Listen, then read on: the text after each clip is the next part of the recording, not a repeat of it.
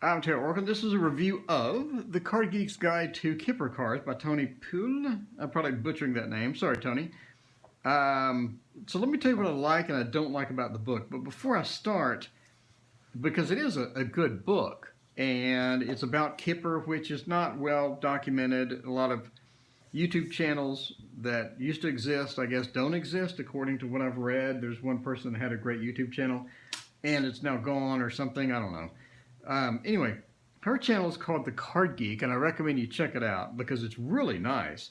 She has excellent production quality, and she has video lessons on everything. So let's go for The Card Geek. So she has lessons on Kipper Cards. Start here, how to read step by step. So you'll have a lot of these lessons, and she does cover the basic meaning of the cards, the placements, and things like this. What I like about part 5 was it had a ton of information. If you're looking for extra information from the first 3 videos, part 5 has a ton. It's like 32 minutes long. So let's go over what's in this book. First of all, the book costs I think it was $35. So that's like double the price of what I usually pay for a lot of divination books.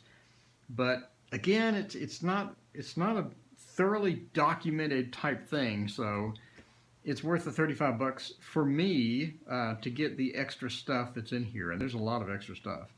So what I like about this book is the first half is definitions, and then the next half is how to read the cards, which I think is great. She has a metric ton of spreads. We're talking like 80, 90 pages of spreads. So, and examples and all this other stuff. So it's fantastic. So let me show you the layout of the book, which you get for your 35 bucks. You get the card and the picture of the card. Now this is her deck, which is featured here and everywhere else. I prefer Ciro Marchetti's deck, to be honest with you, over these pictures. So I'm going to stick with Ciro's deck. By the way, I'm working on my own deck, which the reason being is a lot of the cards, like stop cards and things like that, they don't have, as far as I can see, they don't have any markings to indicate they're a stop card, or marking to indicate it's a connector, or any type of marking that it's a movement card. I mean, I don't see, to me, in my opinion, there needs to be something on it. There needs to be one deck that's just a beginner's deck, right? That this is a stop card. It's really obvious it's a stop card. I can see it from across the screen that it's a stop card. And that's what mine's going to be. Mine's going to be like a complete newbie deck that you can just pick up, and you know it's a stop card because it's really obvious, and you can use it in readings or whatever. It's not meant to be the final Kipper deck, but anyway, it's going to be free. I'm just going to give it to you guys in an image format. So let me show you what is in this book. You have the card, and now you have the type of card it is. It's a directional right card, and then you have the obviously the positional meanings, okay? You have the tradition along with the standard text. Here is my favorite part about the book. Well, not my favorite part. My second favorite part is she has categories. So let's say that you are doing a love reading. You're going to look in the love section right here. She has a section dedicated to love readings, another section dedicated to work, and then sections for other things. So she has one for technology. I mean, I'm in technology. I'm a software developer. I'm not really sure I'd rather ever use this in my life, but sure, why not? And then advice, sort of the advice of the card, if you're just looking for advice from the card and things like this. So you get a ton of information. Okay, here's my favorite part of the book. Favorite part, without doubt, is where she goes in and she talks about similar cards. So for example, you have these 2 cards, despair and poverty. Obviously, you're going to ask, what's the difference? Because they look really similar. I mean, you know what I'm saying? So rather than you guessing, she'll go into extreme detail on what this one means versus what this one means. And she'll do that for all the similar cards in the deck, which is fantastic because that answers so many questions. Especially you'll have you know, in Lenormand, you'll have a bunch of things like the bouquet and the heart. You know, if you haven't really read a lot about that, what's the difference, kind of thing, right? So, and so these type of things that she covers in the book, and it's extreme detail. It's called, I don't know, what's it called?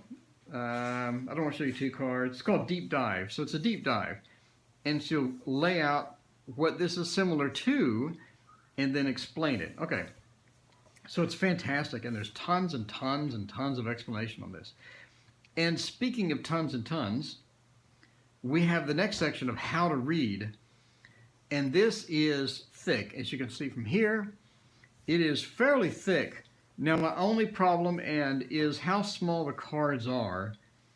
If you look at the cards, I'm not familiar with her deck. And if you're not familiar with her deck, you're going to kind of have a hard time reading the microscopic text here. And that's indicated on reviews on Amazon of people saying the same thing, especially you get a Grand Tableau or something, and it's kind of painful. But once you understand the cards, once you know the cards, or even if you have her deck or whatever, and you have a familiarity with it, then it's going to be less of a pain. But she goes into the directional stuff as well. So this is excellent. Directional stuff, how to use your stop cards, how to use the directional, how to use the connector cards. And she has a ton of spreads. And this is my favorite spread I think I've ever seen. The House of Fate spread. You get your cards and you put them in this house. And so you have different floors on the house. Fantastic. This is so cool. And it goes into the attic, the second floor, the first floor. It is so cool. This is an absolute awesome thing. And then obviously, you know, go back to her social media, YouTube, etc., etc. I guess she has an app on the store, Card Geeks, Kipper, whatever. So overall, you know, if you're not that serious about Kipper, you're just sort of sneaking in and you want to have a little peek, see, I would recommend hitting these cards here and watching her free videos and kind of getting a feel of how everything goes. And again, part 5 is great because you get so much information that is not contained elsewhere. So it's fantastic. So thank you, Tony, for making these free videos. I'm all about free videos, you know me. But this is great. So if you like Kipper and you're watching these videos and you're like, I'm enthralled, I must have this immediately, then you may want to spend the $35 to get this book. I wish it was cheaper. You know, that's really my only gripe, is just how expensive it was. I have a lot of books, and I can't remember any of them being $35. But yeah, so many spreads, so much explanation in here that is just fantastic. If you're into this, this is something you want. I recommend it. Again, if you're just sort of sneaking into Kipper, you really don't know what to do, hit the Card Geek, link in the description, hit this up, this playlist, Kipper Cards, start here. And I think that you'll have some fun watching it. It's interesting to watch her do it.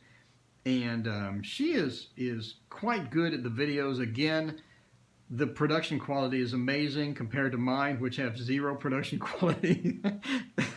My videos are just like random. But yeah, check her channel out. And if you're really interested in Kipper, this was, I have to admit, if you're really into it, this was worth $35. You know, it's worth it because there's not much else really for Kipper as far as reading material is concerned. There's another book, and there's articles on the Google's internet, but yeah, overall I like it, and let me know what you think. Thank you so much for watching. If you like this video, please hit like and subscribe.